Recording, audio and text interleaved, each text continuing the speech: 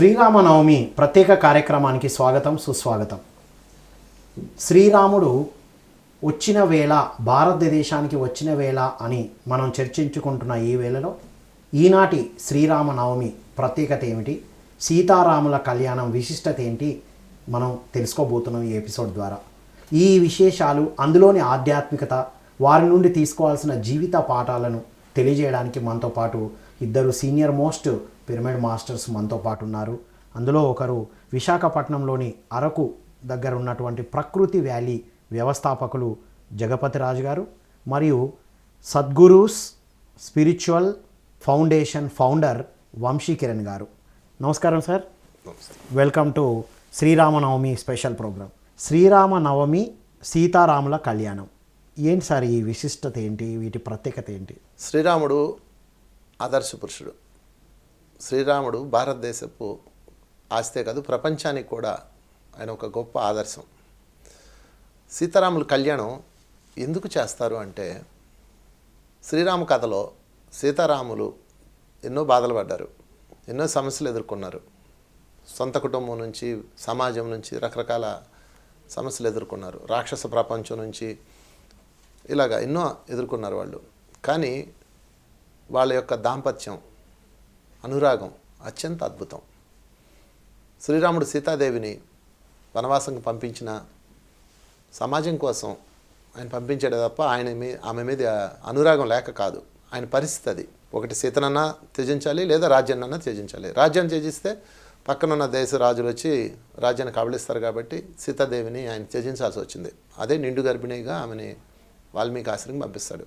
అయితే మన అందరం అనుకున్నట్టుగా సీతాదేవిని త్యజించాడు అనుకుంటే ఆయన ఇంకొక పెళ్లి చేసుకొని ఉండాలి కదా. ఆ రోజుల్లో రాజులకి కామన్ పెళ్ళిళ్ళు అనేవి, 100 పెళ్ళిళ్ళు చేసుకోవచ్చు. కానీ ఆయన ఒక యజ్ఞం చేసేటప్పుడు భార్య ఉండాల్సి వస్తే బంగారు సీతను తయారు చేసి పెట్టుకుంటాడే తప్ప మరొక స్త్రీ వైపు చూడడు. అంటే ఆయన అనురాగం, సీతాదేవి అనురాగం అత్యంత అద్భుతం. అంటే ఎన్ని కష్టాలున్నా జీవితంలో భార్యాభర్తల మధ్య అనురాగం ఉంటే వారి దాంపత్యం అద్భుతంగా ఉంటుందన్న కథే సీతారాముల యొక్క కథ. అది మన నవతరానికి, ఏ తరానికైనా అది ఒక అనురాగ చిహ్నం. అందుకనే సీతారాముల కళ్యాణం ప్రతి సంవత్సరం చేసి మీరు కూడా ఇలాగా ఇంత ఆనందంగా, ఎన్ని కష్టాలున్నా జీవితాన్ని ఇంత సుగమం చేసుకోవాలని చెప్పడానికే సీతారాముల కళ్యాణం. వావ్. ఇప్పుడు నేటి తరానికైతే అద్భుతమైన మెసేజ్. అంటే ఇంట్లో ఉన్న ఇబ్బందులను చూసి వద్దనుకుంటున్న వారికి కూడా ఇప్పుడు అలా ఉన్నారు, ఆనందంగా ఉన్న వాళ్ళు కూడా ఉన్నారు అనేది చిహ్నం. Wonderful sir. సార్, ఈ రాముల వారిని పితృవాక్య పరిపాలకుడు అంటారు కదా, ఎందుకని సార్? రాముడిని ఎందుకు ఆదర్శంగా తీసుకోవాలి అంటే, ఇది వేదభూమి. ఈ వేదాలు 4 క్వాలిటీస్ ఇస్తాయి. 4 వేదాల నుంచి 4 ప్రిన్సిపల్స్, 4 సూత్రాల ఆధారంగానే మనిషి వ్యక్తిత్వం నిర్మాణం కావాలి అనేది వేద నుంచి మనకు వచ్చేది. రాముడు వేదభూమిలో వేద ప్రమాణంతో, ఆదర్శాలతోటే ఆయన ఆ పుణికిపుచ్చుకుని ఆ 4 విషయాలు, 4 ప్రిన్సిపల్స్ ఏంటంటే, 1 నిజాయితీ, ఇంటెగ్రిటీ. ఓకే. 2 అథెంటిసిటీ, విశ్వసనీయత. 3 రెస్పాన్సిబిలిటీ. 4 ఎన్రిచింగ్. 4 వేదాలు, 4 principles. Right. Responsibility and enrichment. Enriching ఏంటి సార్ అది తెలుగులో? ఎన్రిచింగ్ అంటే అప్లికేషన్, తెలుసుకున్న దాన్ని ఆచరించడం, ఆచరణలో పెట్టడం, రైట్, అందరికీ ఆదర్శంగా జీవించడం.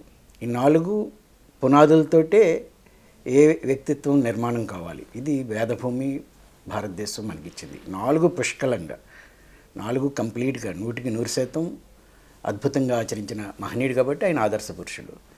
ఇన్ని వేల సంవత్సరాలు అయినా కూడా ఈవేళ మనం రాముడిని, రామకథని, రాముడి యొక్క విశేషాలని ఇప్పటికీ ఎప్పటికీ కూడా సజీవంగా ఉండడానికి కారణం ఆయన క్వాలిటీస్. ఆ క్వాలిటీసే తన్ని అంత అది కదా ఉత్తమోత్తముని, పురుషోత్తముని చేసిందంట ధర్మం ఆధారంగా. ఎందుకంటే ఈ దేశం ఎప్పుడు కూడా వ్యక్తి స్వేచ్ఛకి, వ్యక్తి స్వతంత్రానికి కాదు, సమాజ శ్రేయస్సు కోసం తన వ్యక్తిగత ఇష్టాలని, వ్యక్తిగత అభిప్రాయాలని కూడా త్యాగం చేయడం అనేది ఈ దేశపు ఆదర్శం. త్యాగం అనేది భారతీయ ఆదర్శం. ఇప్పుడు వాల్యూస్ ఓరియంటేషన్ పేరుతో ఇప్పుడు మీరు చెప్పిన ఆ క్వాలిటీస్నే ఒక డెవలప్మెంట్ ప్రోగ్రామ్ లాగా ఇస్తున్నాం మనం.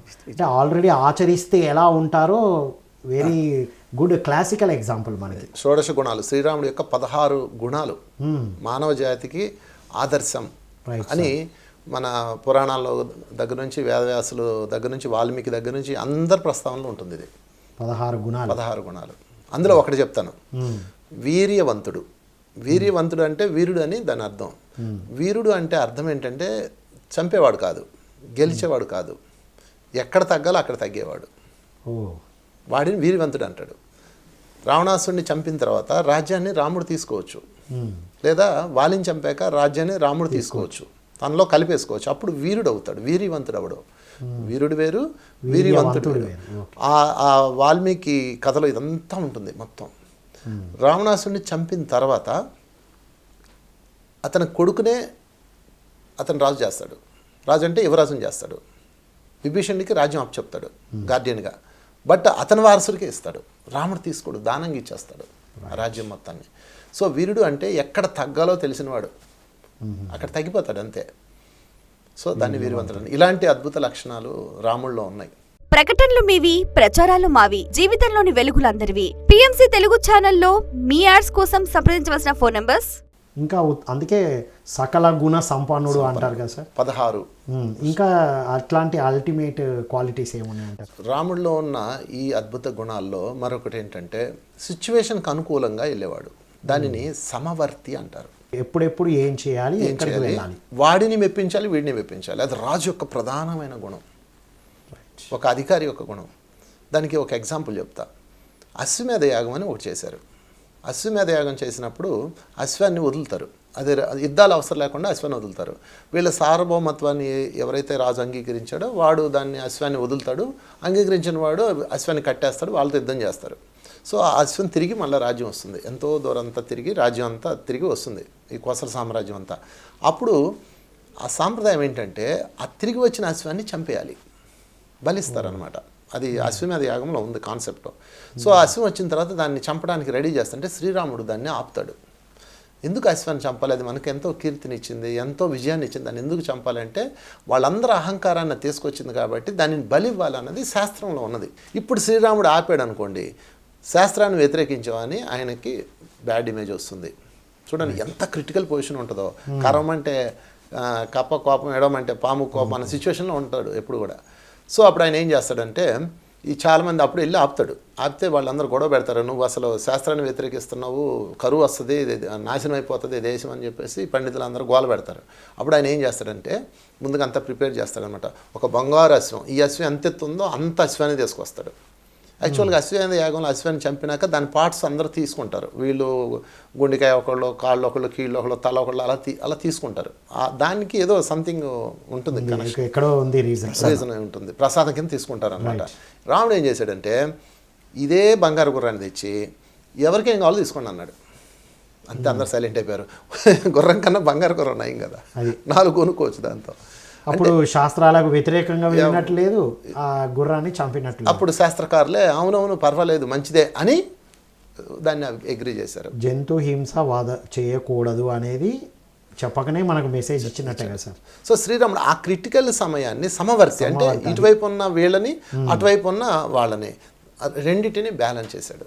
అది సమవర్తి అంటే. ఇప్పుడు చేయాల్సింది అదే, మనం ఎప్పుడు ఏం చేయాలో నొప్పించకుండా తాను నవ్వకుండా జీవించేవాడు ధన్యుడు. అది రాముల వారు అంత గొప్ప ధన్యుడు. సార్ మీరేం చెప్తారు, అలాంటి క్వాలిటీ ఏమైనా ఉందా? అదే కామన్ సెన్స్, పెద్ద రీజన్ చూడండి. Yes, common sense. ఎప్పుడు సత్యం ఆధారంగా, ధర్మం ఆధారంగా, ఆ పరిస్థితిలో అలానే అందరి మెప్పు కోసమని కాదు కదా, ధర్మం ఆధారంగానే ఉండాలి. ఇప్పుడు సత్యం ధర్మం వైపు ఆదర్శంగా ఆయన ఉన్నారు.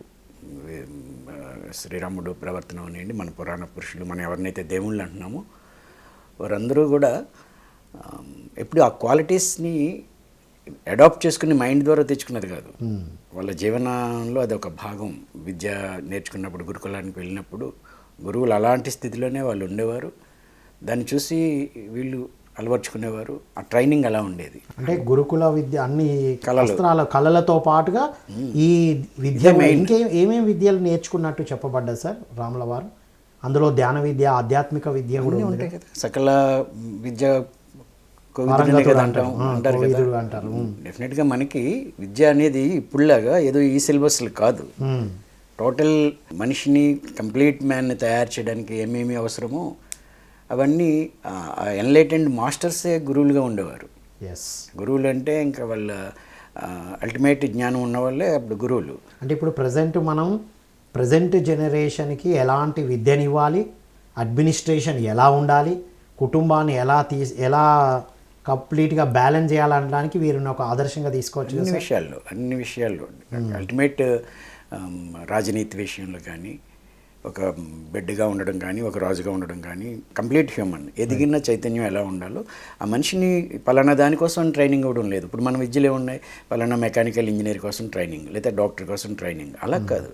ఒక హ్యూమన్ని కంప్లీట్ హ్యూమన్ తయారు చేయడం ఎలా అనేదే మన వ్యవస్థ ఉండేది. రైట్, కంప్లీట్ హ్యూమన్ తయారైనప్పుడు ఎక్కడైనా ఏదైనా వారు చెప్పిన సమవర్తన ఎప్పుడు వస్తుంది కదా.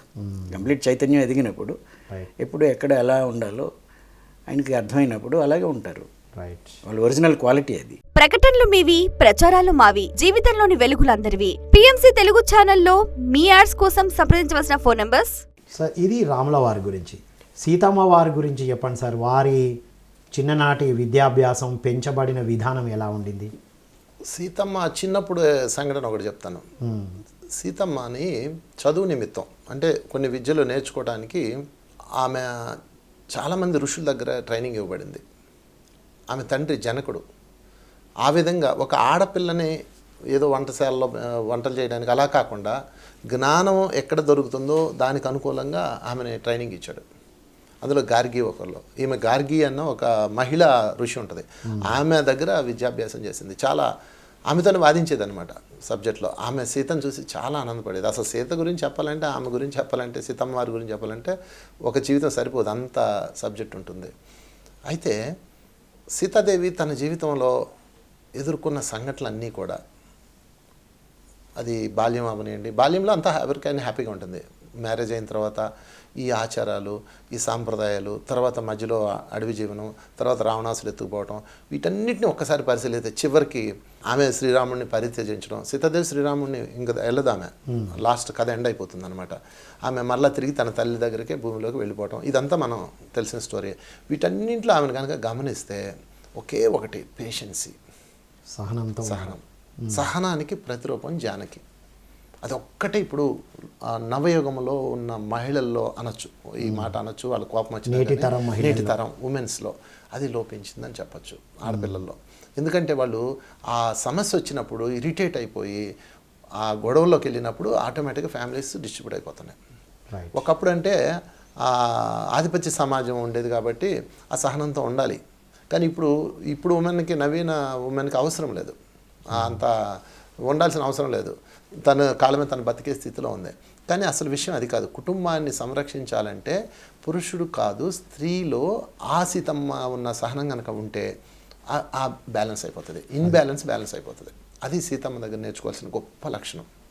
సో ఒక ఆడపిల్ల అని కాకుండా అన్ని అద్భుతమైన విషయాలు నేర్పించారు ఫస్ట్ నుంచి. అంటే ఇద్దరు ఆధ్యాత్మికంగా ఎదిగిన వ్యక్తులే. ఎగ్జాక్ట్లీ. అంటే ఎక్కడో పుట్టి ఎక్కడో పెరిగి ఇద్దరు కలవడం, అంటే ఒక ఆధ్యాత్మిక వ్యక్తులు, ఒక ధ్యాన సాధకులు ఒకటైతే ఎలా ఉంటారో వీళ్ళని ఆదర్శంగా తీసుకోవచ్చు అంటారు సార్? ఎగ్జాక్ట్లీ, 100%. భారతదేశానికి ఆదర్శంగా తీసుకోవాల్సిన దంపతులు ఎవరు ఉన్నారంటే సీతారాములే సార్. మరి వాళ్ళు అసలు ఎక్కువ శాతం మనం ఆ రామాయణము అవన్నీ వింటే ఎక్కువ శాతం వాళ్ళు కలిసి లేరు కదా సార్, అయినా ఆదర్శ దంపతులు ఎలా అయ్యారు వాళ్ళు? ఎగ్జాక్ట్లీ. సీతారాములు ఎక్కడ కలిసి లేరు, చాలా తక్కువ. ఈ నాకు చెప్పి వాళ్ళు ఇద్దరు హ్యాపీగా ఉంది ఎక్కడంటే ఈ వనజీవనంలోనే వనంలోనే ఉన్నారు అంతే. ఈ మధ్య రావణాసుడు వచ్చి ఎత్తుకుపోయాడు వాళ్ళు, ఎందుకంటే అక్కడ ఘోషాచారాలు, హ్యాపీ లైఫ్. కానీ ఇద్దరు ఆత్మస్థితిలో ఉన్నారు, దేహస్థితిలో లేరు. సీతాదేవి హృదయంలో రాముడే ఉంటాడు, రాముడి హృదయంలో సీతాదేవి ఉంటుంది. ఎలాగో చూడండి, ఆంజనేయుడు అండుకో మిగతా వానరులందరూ ఆ బ్రిడ్జి కట్టడానికి, వారధి కట్టడానికి, రామసేతు కట్టడానికి ఎందుకు హెల్ప్ చేశారో మీకు తెలుసా? ఒకే ఒకటి చూసి. ఏంటి అది అంటే, ఆ రోజుల్లో ఒక భార్య పోతే ఇంకో భార్యను తెచ్చుకుంటారు, కామన్. ఇప్పుడు మన ఫోన్ పోతే ఇంకో ఫోన్ తెచ్చుకున్నట్టే. ఆ రోజుల్లో స్త్రీకి అసలు వాల్యూ లేని రోజులు అవి. అలాంటి రోజుల్లో తన భార్యని ఎవరో పట్టుకుపోతే ఆమె కోసం ఎత్తుక్కుంటూ వెళ్తున్నాడే, ఎంత అద్భుతమైన ప్రేమ అవుతుంది. భార్యని ఎంత ప్రేమిస్తారు, అసలు భార్యని ఇలా ప్రేమించచ్చా అని వీళ్ళు ఆశ్చర్యపోయారు.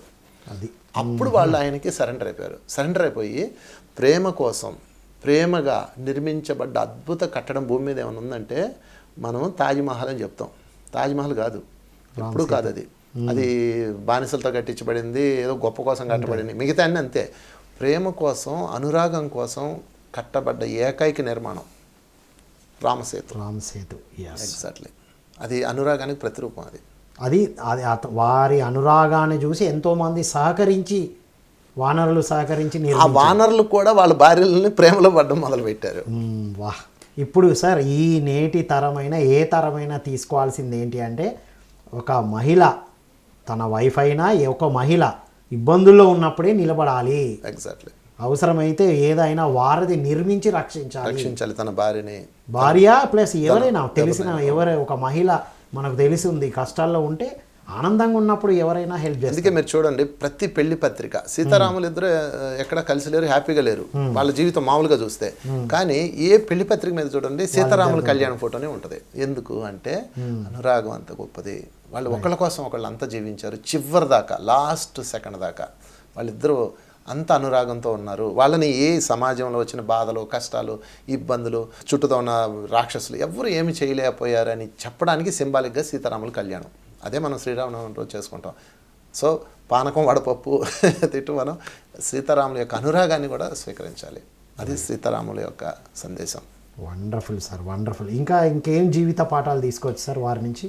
ఇన్ని యుగాలైనా ఎప్పుడో త్రేతాయుగం మళ్ళీ ప్రతి సంవత్సరం వస్తూ ఉంటుంది. ప్రతి సంవత్సరం ప్రతిసారి జరుపుకోవడం ఎందుకోసం అంటే, ఒకటి మనం వన్నెస్కి రావడం కోసం, ఏకత్వం. ఎస్, అందరూ ఒక చోట చేరి ఈ ధర్మాన్ని, వాళ్ళ ఆ రుజువర్తనాన్ని, వాళ్ళు ఇచ్చిన ఆదర్శాలని ఒకసారి మనం గుర్తు చేసుకున్నప్పుడు మనలో ఆ స్పిరిట్ ఆటోమేటిక్గా వస్తుంది. అందుకనే మనకి విపరీతం ఎక్కువ పండుగలు ఉంటాయి. వినాయక చవితి నుంచి, కృష్ణాష్టమి నుంచి, శ్రీరామనవమి దగ్గర నుంచి, దుర్గాష్టమి దగ్గర నుంచి అన్ని పండుగలే. భారతదేశంలో సనాతన ధర్మంలో, హిందూ ధర్మంలో అన్ని పండుగలు ఉంటాయి. ఎందుకోసం ప్రజలందరూ ఒకసారి ఇలాంటి ఆదర్శ వ్యక్తుల్ని, ఆదర్శమూర్తుల్ని, దైవాలుగా భావించిన ఈ మహనీయుల్ని, వారందరినీ ఒకసారి స్మరించుకుని ఆ క్వాలిటీస్ని ఒకసారి మననం చేసుకుని అందరూ ఒకటిగా నడవడం కోసం తీసుకోవడం. ఇవాళ దేశం ఏమైంది, అయోధ్యలో బాలరాముడిని ప్రతిష్ఠించిన తర్వాత యావత్ భారతదేశం అన్ని మతాలకి అతీతంగా, అన్ని మతాలు కూడా ప్రపంచం మొత్తం ఏకమైపోయింది. ఒక్కసారి ఆ స్పిరిట్, ఆ చైతన్యం, రామ చైతన్యం వ్యాప్తి చెందింది, కనెక్ట్ అయ్యారు. ఇది మన ఉద్దేశం. అలాగే మెయిన్ ఇప్పుడున్న జనరేషన్కి, యంగ్ జనరేషన్కి ఈ వాట్సాప్ల్లో వీటిల్లో ఎక్కువ టైం గడుపుతున్నారు. కానీ ఈ ఇతిహాసాలు, ఈ రామాయణ, మహాభారత, భాగవత ఈ గ్రంథాలు తప్పనిసరిగా క్యారెక్టర్స్ ఆ పిల్లలకి తెలియాలి. రామాయణం అప్పుడు ఆయన ఎవరు రామాయణం తీశారు కదా సీరియల్, రామానంద్ సాగర్ అద్భుతం. అప్పట్లో మీకు ఒక 15-20 ఇయర్స్ బ్యాక్ ఏమో, ఇంకా ముందు 20 ఇయర్స్ దూరదర్శన్లో వచ్చేది. రామాయణం వస్తుండే గ్రామాల్లో, ఆయన దగ్గర టీవీ ఉంటే అందరూ అలాగే భారతం అంత చారిత్రాత్మకంగా, అంత అద్భుతంగా తీసిన తర్వాత ఈ జనరేషన్కి అర్థమైంది.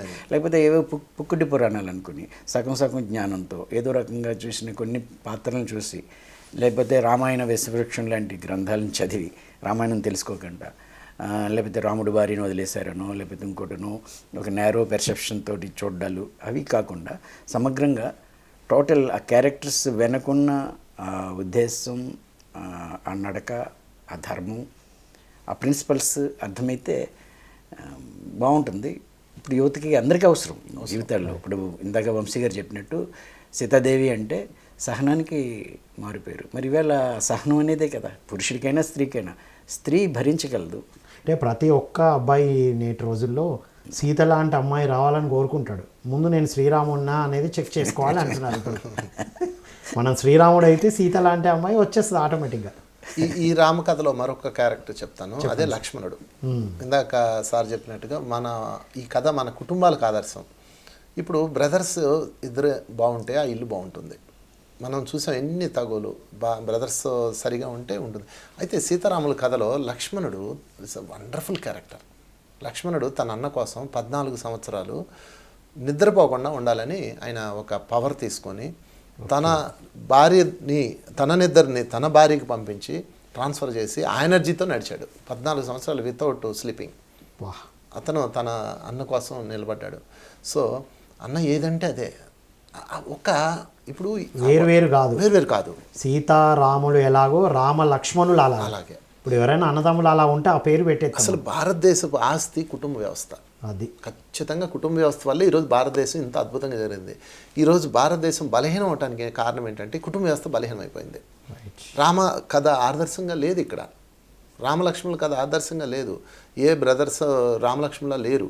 దానివల్ల ఏమవుతుందంటే బలహీనం అవుతుంది. ఎప్పుడైతే కుటుంబం బలహీనం అయిపోయిందో దేశం బలహీనం అయిపోతుంది. వేరే దేశాల కథ వేరు, వాళ్ళకి బ్రదర్స్తో పని లేదు అక్కడ. అది ఇండివిజువల్ సొసైటీ, ఇండివిజువల్ ప్రపంచం.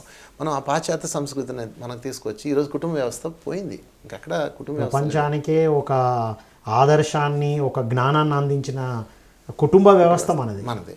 దానికి మూలం రామకథ. భారతదేశం ఈరోజు కూడా కుటుంబ వ్యవస్థను ఆశ్చర్యంగా చూస్తారు. వీళ్ళు ఎలా కలిసి ఉంటున్నారు అసలు ఈ బ్యాచ్ అంతా అని.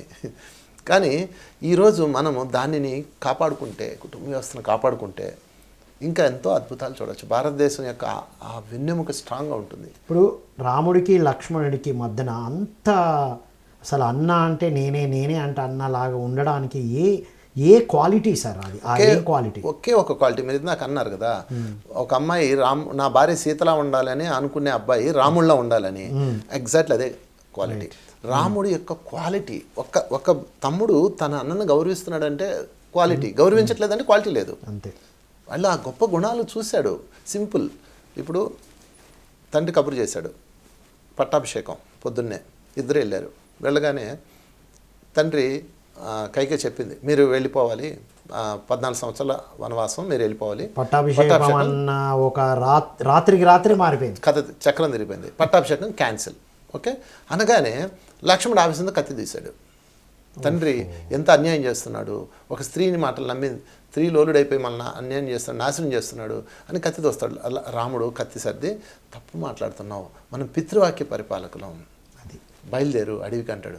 అంటే ఇంత పెద్ద ఆస్తిని అన్న ఎలా వదిలేశాడు అనగానే అతని మీద ఎంత అది గుడ్ క్వాలిటీ ఫీల్ వస్తుంది. ఒక చిన్న దగ్గర ఇబ్బంది జరిగితేనే వదులుకోవడానికి సొంతంగా సంపాదించింది కాకపోయినా సువిశాల సామ్రాజ్యం, దాన్ని అన్న తృణపాయంగా వదిలేశాడే. అసలు వీడ్రా అన్న అంటే, వీడ్రా దేవుడు అంటే అసలు అన్న పాత్ర దాటి వెళ్ళిపోయింది అది. రాముడు, అందరూ రాముడు లవ్లో పడ్డారండి. లక్ష్మణుడు పడ్డాడు, ఆంజనేయుడు పడ్డాడు. ఎలా పడ్డారు వీళ్ళందరూ అంటే క్వాలిటీ, తనలోని అద్భుతమైన క్వాలిటీ, ఎన్లైటైన్మెంట్. ఇంకా తప్ప ఇంకేం లేదు. ఆ లైట్ ఉంది, ఆ లైట్ ఉన్నప్పుడు అందరూ పడిపోతారు. 14 సంవత్సరాలు అంటే ఇందాక సార్ చెప్పారు, ఎన్ని వేల సంవత్సరాల నుంచి కూడా రాముని ఎందుకు తలుసుకుంటున్నాం? ఎంతమంది రాజులు వచ్చారు ఆయన తర్వాత, ఎంతమంది కవులు వచ్చారు, ఎంతమంది వీరులు వచ్చారు. ఎప్పుడు రామరాజ్యం కావాలని కోరుకుంటున్నాం. ఇప్పుడు కూడా మనం అదే కోరుకుంటున్నాం. కారణం ఏంటి అంటే ఆ వ్యక్తిలో ఉన్న దివ్యత్వం, ఎన్లైటైన్మెంట్. అంటే ప్రతి మనిషి రాముడిలాగా ఎన్లైటైన్మెంట్ కనుక ఫోకస్ చేయగలిగితే వాడు మిగతా వాళ్ళందరూ వచ్చేస్తారు. అలాంటి తమ్ముడు వస్తాడు. చాలామంది చెప్తారు, మా బ్రదర్ ఉన్నాడండి, మా తమ్ముడు వేస్ట్ అండి, లక్ష్మణులాగా ఉండడండి అంటే నువ్వు రాముడిలా ఉన్నావా? అది ఇంపార్టెంట్. ప్రకటనలు మీవి, ప్రచారాలు మావి, జీవితంలోని వెలుగులందరివి. పిఎంసి తెలుగు ఛానల్లో మీ యాడ్స్ కోసం సంప్రదించవలసిన ఫోన్ నంబర్స్. వాళ్ళు అలా ఇప్పుడు సార్ మీరు చెప్పిన పాయింట్లో అద్భుతమైన లెసన్ ఏంటంటే, అందరూ నన్ను గౌరవించాలి అనుకుంటాం, అసలు నేను గౌరవించే విధంగా ఉన్నానా అనే ప్రశ్న వేసుకొని రాముడిని ఆదర్శంగా తీసుకోవాలి. చాలు. ఆయన నన్ను గౌరవించాలనో తనను గొప్ప అనుకోవాలా, అలా ఉన్నాడు. ఎన్ని వేల సంవత్సరాలకైనా రామకథ ఆదర్శం. ఆ విధంగా మీరు చెప్పినట్లుగా ప్రతి మనిషి రాముడిలా ఆదర్శంగా తీసుకొని ఆ ఎన్లైటైన్మెంట్ కనుక సాధించగలిగితే ప్రేమించే తమ్ముడు వస్తాడు, కాపాడే ఆంజనేయుడు వస్తాడు, తోడు నిలిచే కోట్ల మంది ప్రజలు వస్తారు. అంటే లోపం మనలోనే ఉంటుంది. మన లోపాన్ని సరి చేసుకోకుండా నా తమ్ముడు సహకరించట్లేదు, నా భార్య సహకరించట్లేదు. ఎందుకు సహకరిస్తుంది నీ భార్య? నువ్వు రాముడిలో ఉన్నావా? లేవు కదా. ఎందుకు సహకరించట్లేదు నీ భర్త? నువ్వు సీతలా ఉన్నావా? లేవు కదా. అందుకని సెల్ఫ్ చెకింగ్ చేసుకుంటూ రామకథను మోటివేషన్గా తీసుకుంటే అస్సలు జీవితాలు అద్భుతంగా ఉంటాయి. ఇప్పుడు నేటి యువతకి హనుమాన్ ఒక గొప్ప హీరో సార్. హనుమాన్ సినిమా చూడగానే, హనుమాన్ కనబడగానే ఒక గొప్ప విజృంభణ జరిగింది హనుమాన్ మూవీతో. ఒక ధైర్యం. చెప్పండి సార్, హనుమాన్ ఏంటి ఆదర్శం నేటి తరానికి? మీరు ఆయన మీ స్పందన కూడా. నమ్మకానికి ప్రతీక కదా. అది నమ్మకానికి ప్రతీక. ఆయన శక్తిని కూడా ఆయన నమ్మడం. మ్మ్. ఆయన గురించి ఆయనకి ఎవరో చెప్తే మ్మ్. ఆయన అంతగా నమ్మగలుగుతాడు. ఒక్కసారి నమ్మాడంటే ఇంకా అంతే. అంతే. అంటే శక్తిశాలి, బుద్ధిశాలి. బుద్ధిశాలి. వారి నుంచి ఏం తీసుకోవాలంటారు సార్ లెసన్? ఆ ధైర్యం, ఆ నమ్మకం, ఆ విశ్వాసం. రైట్. ఇంక చెక్కు చెదరలేదు కదా. ఎస్. ఒకసారి ఒక కమిట్ అయ్యాడంటే ఇంక దాంతో ఉన్నారు కదా.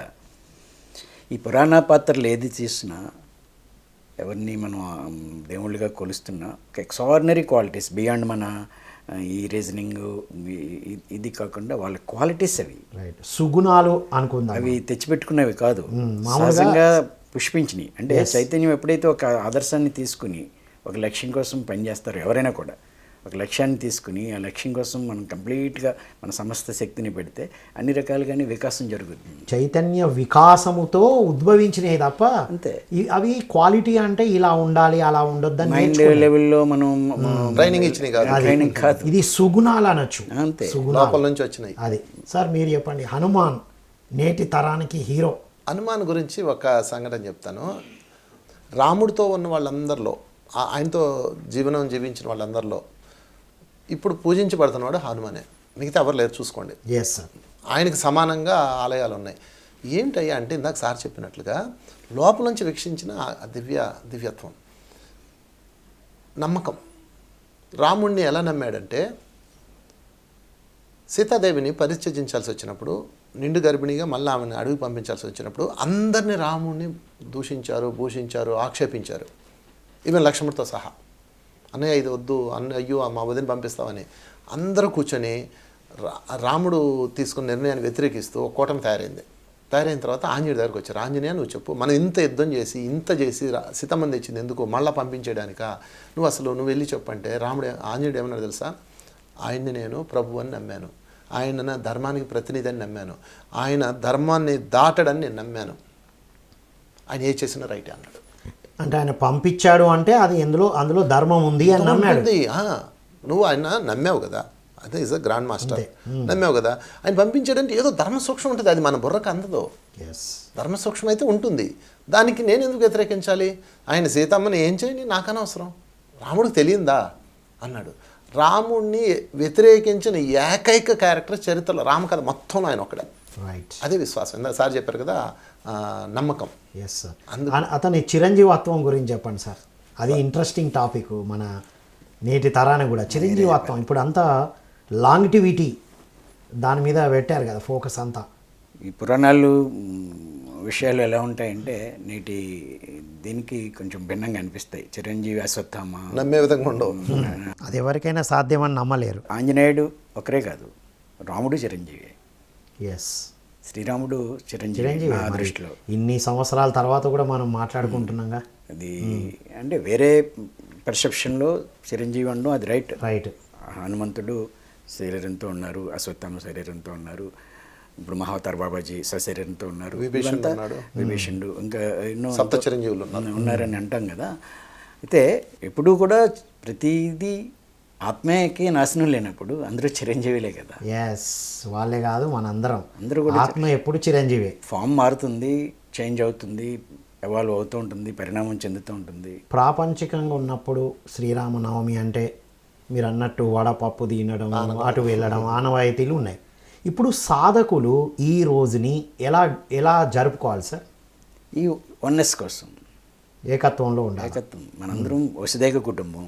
రైట్. శ్రీరాముడు, ఆయన లక్ష్మణుడు, సోదరులు, భార్య, కుటుంబం, ఇది వసుదైక కుటుంబం. ఇందాక వంశీ గారు అన్నారు, ఈ దేశానికి మూలం కుటుంబ వ్యవస్థ. ఎస్. అందరం ప్రపంచమే ఒక కుటుంబం అనుకునే భావనతోటి ఉండవలసిన మనం ఈ కుటుంబాల్లో చిన్న చిన్న వైషమ్యాలతోటి విడిపోవడం. రైట్. కలిసి ఉండాలి, అవసరం ఉన్నప్పుడు కలిసి ఉండాలి, కలిసి జీవించాలి. ఇబ్బందిగా ఉన్నప్పుడు మనుషులు దూరంగా ఉండొచ్చు, మనసులు దూరం అవ్వకూడదు. పెద్ద ప్రశ్న ఏంటి, ఇప్పుడు మనుషుల దగ్గర ఉంటున్నారు, మనసులు దూరంగా ఉంటున్నారు. మనుషులు దూరం ఉండొచ్చు కానీ మనసులు దూరంగా ఉండొద్దు. అబ్బా, ఇది అల్టిమేట్ పాయింట్. ఇప్పుడు ఇది మనుషులు ఎక్కడున్నా సరే మనసులు, హృదయాలు ఇందాక చెప్పారు కదా బాగా ఘర్షణ జరుగుతుంది, పరస్పర విరుద్ధంగా ఉన్నది, అక్కడ కలిసి ఉండడం కష్టంగా ఉంది అని చెప్పి బలవంతపు అవసరం లేదు, కానీ మనసులో ద్వేషాలు ఉండకూడదు కదా. రైట్. ఇప్పుడు అందరూ కూడా ఈ రోజుని ఒక కుటుంబ వ్యవస్థ ఇంపార్టెన్స్ తెలుసుకొని ఏకత్వంలో వసుదైక కుటుంబంతో జీవించాలి ఈ రోజు. ఇంకొక పాయింట్ ఇందాక మాట్లాడినప్పుడు చక్కగా చెప్పింది ఏంటంటే, అందరూ కూడా అనుకుంటున్నది పక్కవాడు ఎలా ఉండాలి, రాముడిలాగా ఉండాలని సీత అనుకుని సీతలాగా ఉండాలని భర్త అనుకుంటే అవదు కదా. ఎవరు తనలాగా తను ఎలా ఉండాలనేది ఎవరి పాత్ర వాళ్ళు, తన గురించి తాను ఆలోచించగలిగితే. రైట్. పక్కవాడు ఎలా ఉండాలనేదే దగ్గరే కదా సమస్య. తన పాత్ర ఎలా ఉందో ఎదుటి వాళ్ళ పాత్ర అలా ఉంటుంది. ఏమవుతుంది, ఒక అత్త కోడలు ఎలా ఉండాలో అనుకుంటుంది, కోడలు అత్త ఎలా ఉంటే బాగుంటుందో అనుకుంటుంది, భర్త భార్య ఎలా ఉండాలో అనుకుంటున్నాడు, ప్రతివాడు పక్కవాడు ఎలా ఉండాలో అనుకుంటున్నాడు, ప్రభుత్వం ఎలా ఉండాలో అంటున్నాం, పరిపాలించేవాడు ఎలా ఉండాలో అంటున్నాం, మనం ఎలా ఉండాలి, నేను ఎలా ఉండాలి అనేది లేదు. ఇది ఈ మొత్తం ఈ సీతారాముల నుంచి నేర్చుకునేది తను ఎలా ఎలా ఉండాలి, తన సుగుణం ఏంటి, దాంతో ఉండడం. Wonderful sir. సాధకులు మీరు అడిగిన దానిలో సాధకులు అంటే రాముడు శ్రీరామనవమి రోజు ఏం చేస్తారు మీరు ఒకటి గమనించండి. ఋషులు, మహర్షులు, విశ్వామిత్రుడు, తర్వాత వశిష్ఠుడు, వీళ్ళందరూ రాముడిని ఆరాధించేవాళ్ళే. ఎవరైనా రాముడిని ఆదర్శంగా తీసుకొని ముందుకెళ్ళిన వాళ్ళే. మరి వీళ్ళందరూ సాధకులు కదా, సంసార జీవితంలో లేరు కదా. మరి ఆదర్శం ఏంటి అంటే ఇక్కడ ఒక పాయింట్ చెప్తాను. ఎవరైతే ధ్యానం చేస్తారో, ఎవరైతే ఈ ఆధ్యాత్మిక సుగంధంలోకి వస్తారో వాళ్ళందరూ గత జన్మలోనే సాధకులు. ఓకే. శాకాహారులు అయ్యారో, ధ్యానం చేస్తున్నారో, ఎవరు చెప్పకుండానే వాళ్ళల్లో ఎన్లైటైన్మెంట్ ప్రవహిస్తుంది, వాళ్ళందరూ సాధకులు గత జన్మలోనే, ఋషులు, నో డౌట్. అయితే వాళ్ళందరూ ఈ జన్మలో సంసారాలు ఎందుకు వచ్చారు? ఎందుకంటే సాధన అయిపోయిన తర్వాత మోక్షం అడుగుతారు. మోక్షం అడిగినప్పుడు నువ్వు సాధించిన సాధనని చూపించాలని నీకు విపత్కర పరిస్థితులు కొన్ని పెట్టి పంపిస్తారు. నేర్చుకున్న దానికి టెస్ట్ ఎగ్జామ్. నువ్వు సాధన చేసినప్పుడు నిశ్చలంగా ప్రశాంతంగా ఉంటావు. ఇప్పుడు నీకు ఒక గయ్యాళి పెళ్ళాన్ని పెడతాడు, అదే నిశ్చలత్వంలో ఉండాలి.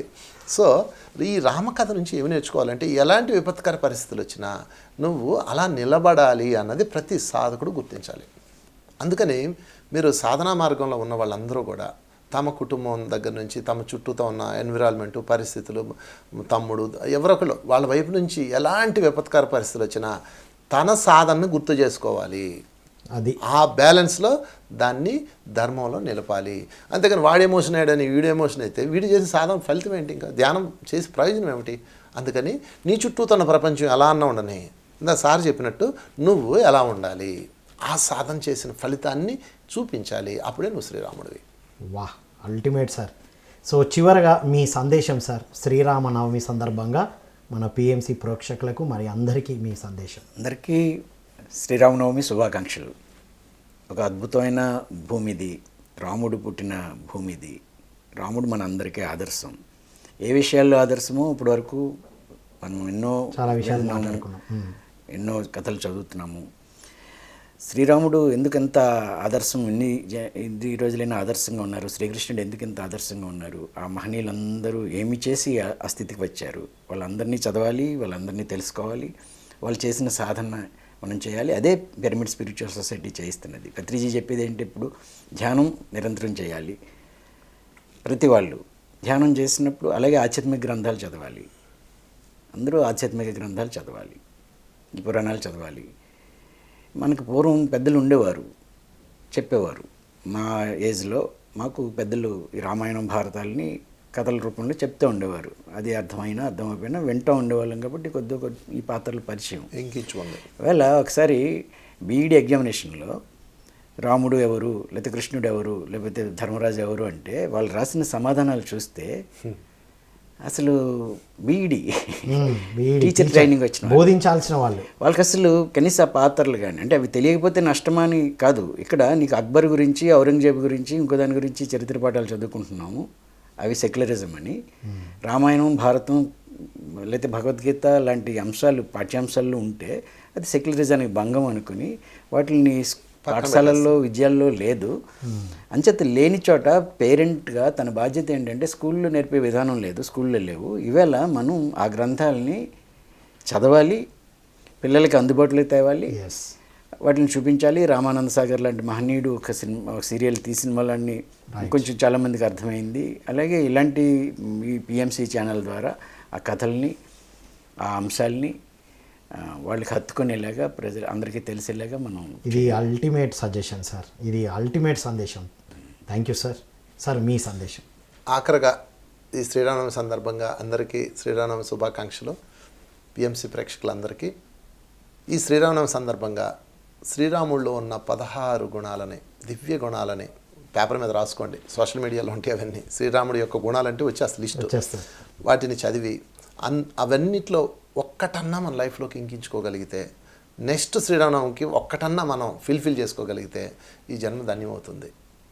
ఎంతో అద్భుతంగా మన జీవితం మారుతుంది. Thank you very much. Wonderful sir. Thank you so much both of you sir. So ఇదండి ఈనాటి శ్రీరామనవమి ప్రత్యేక కార్యక్రమం ద్వారా మన విశిష్ట అతిథులు అందించిన అద్భుతమైన జ్ఞానం. వారు ఎలా ఉండాలి కాకుండా నేను ఎలా ఉండాలి, సకల సుగుణాలతో ఉన్నారు కాబట్టే వారిని మనం ఇలా ఒక్కొక్క పండగల ద్వారా మనం కొలుస్తున్నాము. సో వారు చెప్పినట్టుగా మనం ఈ గ్రంథాలను చదవడం, చదివిపియడం, వాటిలోని అంతరార్థాలను తెలుసుకోవడం. రెండవ పాయింట్ ఏంటి అంటే మనం ఖచ్చితంగా ఈ గుణాల్లో ఒక్క గుణమైన ఈ శ్రీరామనవమికి ఆచరిద్దాం. నెక్స్ట్ శ్రీరామనవమికి నేను ఎలా ఉండాలి, ఏ గుణాన్ని నేను పెంపొందించుకోవాలని ఒక ప్రణాళికలు వేసుకుందాం. ఎవ్రీ ఇయర్ కొత్త సంవత్సరానికి ఒక ప్రణాళిక రాసుకుంటాంగా, ఇక నుంచి మనం శ్రీరామనవమి నుండి ప్రణాళికలు మొదలెట్టాలని కోరుకుంటూ మరో కార్యక్రమంలో మళ్ళీ కలుద్దాం. అంతవరకు సెలవు. Thank you all. ప్రకటనలు మీవి, ప్రచారాలు మావి. జీవితంలోని వెలుగులందరివి. పిఎంసి తెలుగు ఛానల్లో మీ యాడ్స్ కోసం సంప్రదించవలసిన ఫోన్ నంబర్స్